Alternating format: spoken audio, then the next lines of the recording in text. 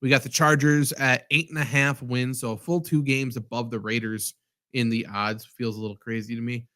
They won 5 games last year, obviously with one of the worst coaching jobs in NFL history, I would argue. For sure. Justin Herbert already hurt, plantar fascia. He's back at practice and stuff like that, but I don't believe it's 100%. Obviously, Harbaugh's there. Harbaugh's electric. He's incredible. How big of a difference do you think Harbaugh makes in year one? That's what we're betting, essentially. Yeah, I mean, it's certainly a whole different culture, right? Like Anthony Lynn's out. Who's the guy last year? Whatever. It sucked.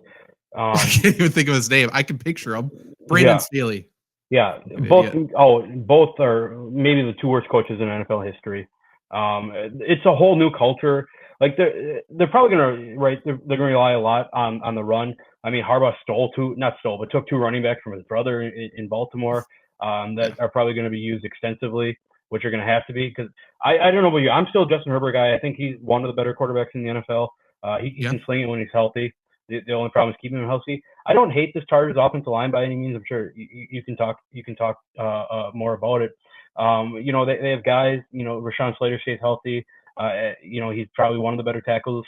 So we'll see what we get out of Joe Alt here. I think it really comes down to their defense. Derwin James gets lauded as one of the best NFL players in the league. I think it's a little overrated. He is a very good player. I don't know. I think the Chargers probably struggle to win games. Did you say what their line is at? I think it's 8.5. Yeah, 8.5. So do you think they have a winning record or no? I don't. 9 feels like a lot for the Chargers.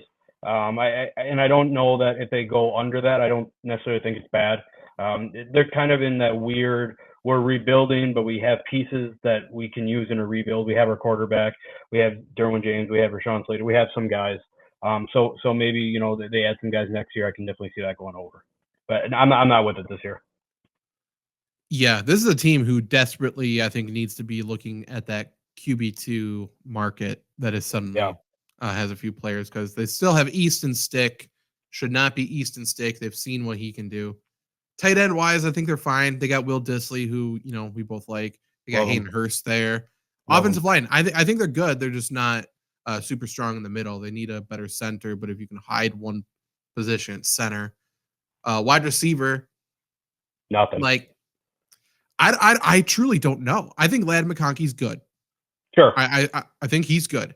DJ Chark, not excited about. Josh Palmer, he's a role player, not excited about him. Quentin Johnston, they are adamant that they're going to use a lot more, and they're going to manufacture ways to get him the ball, which is that a good thing? I mean, it's Greg Roman. So if I hear Greg Roman say that in my head, I know what he's saying. He's saying jet sweep.